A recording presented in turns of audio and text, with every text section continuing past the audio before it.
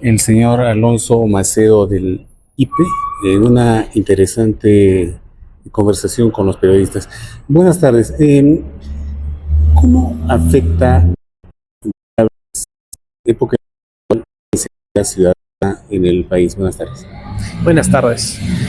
A ver, lo vemos desde el lado del IPE es que primero las variables de riesgo político se van a comenzar a sentir, tal vez hacia finales de este año, pero sobre todo el próximo año. ¿Por qué? Porque tenemos una cantidad histórica de candidatos, ¿sí? Tenemos al presente más de 40 candidatos. No hay manera de saber quiénes son los presidenciables ni quién al final va a ser el que tome las riendas del país.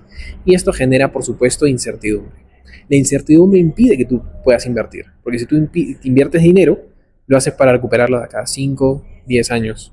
Pero si yo no sé quién va a ser el próximo presidente, qué políticas va a tener, ¿no? Es decir, si nos va a tocar otro Pedro Castillo, un presidente radicalmente distinto, no tenemos idea, ¿sí? Entonces, esa es una repercusión importante y en el IPE estamos estimando una reducción de la inversión privada en el 2026 que va, por supuesto, va a chocar en el comportamiento del PBI, no en la actividad económica. eh, eh, lo otro es la inseguridad ciudadana. Y la Bueno, para el sí. primer caso, la reacción inmediata, instinto tal vez empresarial, sería un poco aminorar, disminuir la aceleración de mayor inversión, de poder adquirir menos activos fijos para el empresario, porque no se sabe cómo se comportará la variable política, ¿no? Por supuesto, por supuesto. Es decir, si yo soy un empresario en manufactura y lo que quiero hacer es una ampliación de mi planta, lo voy a pensar dos veces antes de hacerlo en 2025, 2026, ¿no? Porque, como le digo, yo no sé qué presidente me va a tocar. Si es un presidente que fomente el crecimiento o por el contrario. En cambio, lo pateo. De repente, si me toca un buen gobierno en 2026, lo puedo hacer. Y si no, pospongo definitivamente mis planes. Más o menos así sería el ejemplo. Y en el caso de la inseguridad ciudadana, ¿cómo está afectando a la inversión, al desarrollo de la economía? A ver, digamos que tener una cifra exacta sobre el peso que tiene la inseguridad ciudadana en el PBI es más complicado, existen algunas estimaciones, pero digamos que lo que podremos decir es que de todas maneras la inseguridad ciudadana, sobre todo en las ciudades que afecta, es un depresor de la actividad económica, ¿sí? Porque igual como conversamos, cuando yo tengo un pequeño negocio, por ejemplo, que sé que está siendo extorsionado, puede estar siendo extorsionado, entonces yo lo voy a pensar dos veces antes de invertir, ¿sí? Porque si yo tengo un nuevo local, si yo tengo más empleados, si yo tengo una mayor producción, una mayor oferta, lo que puede hacer es atraer el ojo de los delincuentes, ¿no? Entonces, tal vez preferiría ahorrarme ese dinero y no ampliar mi producción, ¿no? Lo que es un incentivo adverso. Estás promoviendo que las empresas se queden con su tamaño y que no crezcan cuando tienen la capacidad de crecer, pero prefieren no hacerlo para no llamar la atención. También, obviamente, afectan, por ejemplo, el dinero que se deriva al pago de cupos, ¿no? Que muchas veces o viene el mismo presupuesto de las empresas o son créditos que toman y Ahora, créditos que no me pueden pagar.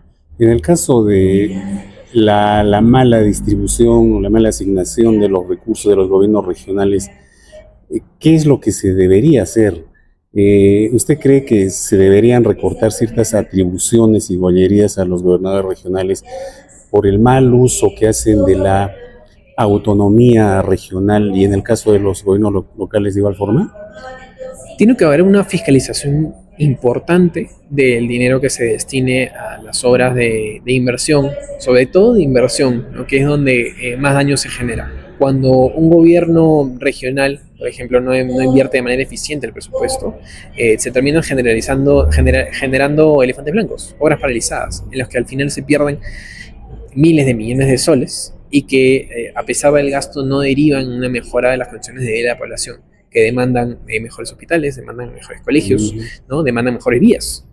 Y eso puede mejorar la vida de las personas, pero también dinamizar la economía, permitirles tener mejores ingresos, mejores condiciones de vida.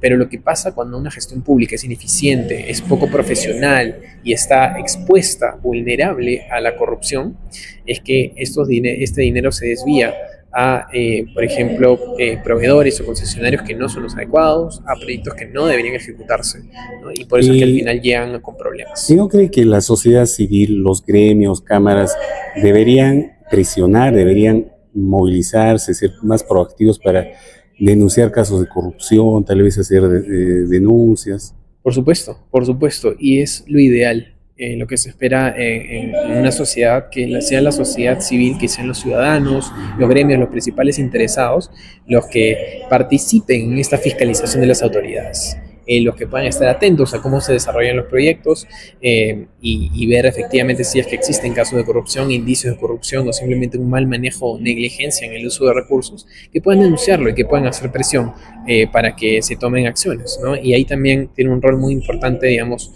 no solo los ciudadanos, sino también la Contraloría, que es, digamos, el órgano del Estado encargado de hacer esta fiscalización.